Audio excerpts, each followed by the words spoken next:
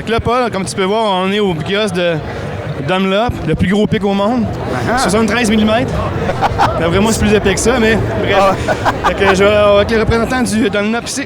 Ben voyons, c'est encore toi? Salut Fred, comment ça va? Ça allait bien, mais là... OK, ça va bien. Ça fait longtemps qu'on s'est pas vu. Ça fait longtemps qu'on s'est pas vu, oui. Y a-t-il une nouveauté cette année, Claude? Tu peux nous présenter de Dunlop? Oui, tout à fait. Donc, non seulement Dunlop, il y aura une trolley de pics auquel on ne passera pas à travers, évidemment. Là.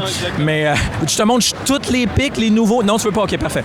Ensuite de ça, on a quand même un 6, 7, 8 nouvelles pédales au niveau des mixeurs Dunlop. Donc, il y a une mode, évidemment, pour les pédales un peu plus petites, pour des boards plus petits. Donc, les 4 pédales Jimi Hendrix qui étaient sorties il y a quelques années, tu as ça, mais en pédale demi. Non, ce qu'il faut comprendre, c'est pas parce que c'est plus petit que c'est pas aussi bon. Non, évidemment. J'ai juste une comparaison ici. Il est aussi bon que moi, même meilleur. Merci. Moi, j'avais pas compris ça pas en tout. Anyway. Ensuite de ça, un reissue, il y a quelques années, on avait ce qu'on appelle un Crybaby Q-Zone. Donc, essentiellement, un Crybaby Q-Zone, c'est tu trouves ta fréquence, puis tu vas shredder là-dessus ou tu vas jouer là-dessus. Donc, tu peux aller choisir ta fréquence. Donc, c'est pas un Crybaby traditionnel.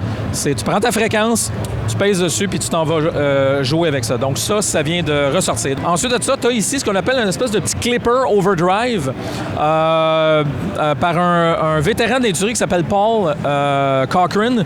Donc, ça s'appelle le TEMI. Il y en a qui vont connaître ça. Là. Le TEMI, ça existe depuis plusieurs années. MXR sort leur modèle.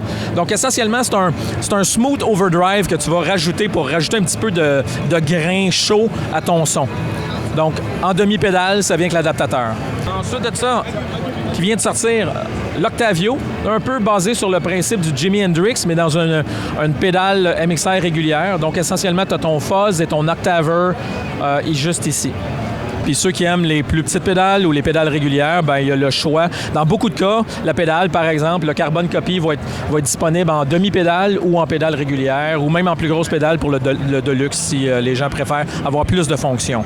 Ici, tu as un bass preamp qui est essentiellement un Echoplex preamp avec un bass mid treble.